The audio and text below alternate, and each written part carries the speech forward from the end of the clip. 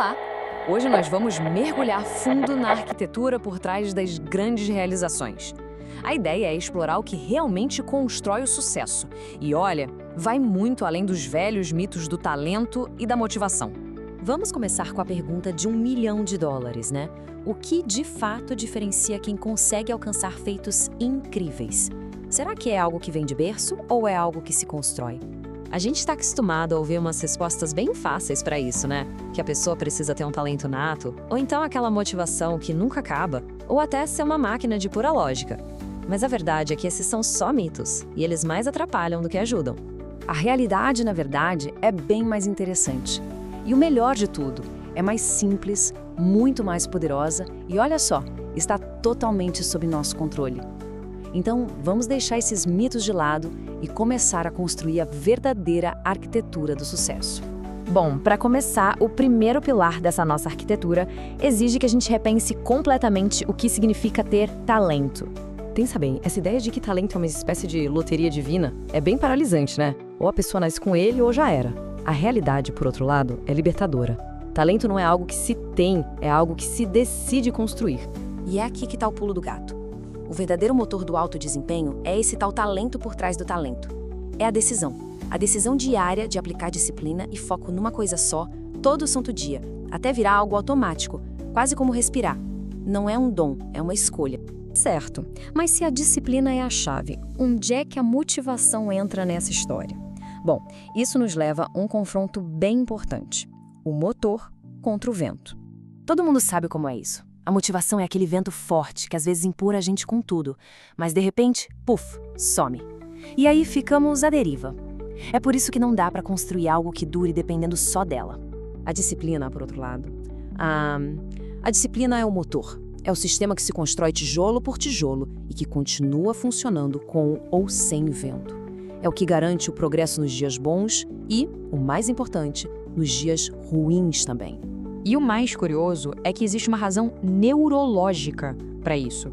O cérebro humano foi programado para economizar energia, para evitar esforço se não tiver uma recompensa ali na cara no curto prazo. Então, depender só da motivação é basicamente lutar contra a nossa própria biologia. Então, como é que a gente consegue driblar essa sabotagem interna do nosso próprio cérebro? A resposta, surpreendentemente, está na neurociência do porquê. Olha que fascinante este experimento sobre a dopamina, o nosso neurotransmissor da motivação. A dinâmica era simples. Uma luz piscava, o macaco apertava um botão e ganhava um suco. Mas presta atenção na etapa 3. O maior pico de dopamina não acontecia quando ele recebia recompensa. O pico acontecia antes, na antecipação da recompensa. O prazer, a motivação química, não estava no suco em si, mas no sinal, na certeza de que o suco estava vindo. Trazendo isso para a nossa vida, qual é a nossa luz piscando? É o nosso propósito. Sem um porquê muito claro e significativo para a gente antecipar, o cérebro simplesmente não se dá o trabalho de liberar a energia necessária para o esforço de longo prazo. Isso nos leva direto para a última peça da nossa arquitetura e ao último grande mito que precisa ser derrubado. Aquela ideia de que, para ter sucesso, a gente precisa se livrar das emoções.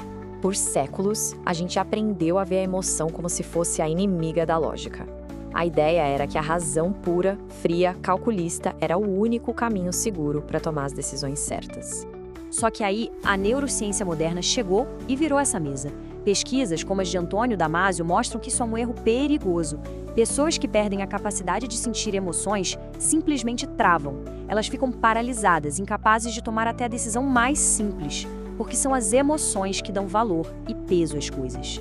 A grande habilidade, então, não é suprimir as emoções, mas sim aprender a ressignificá-las.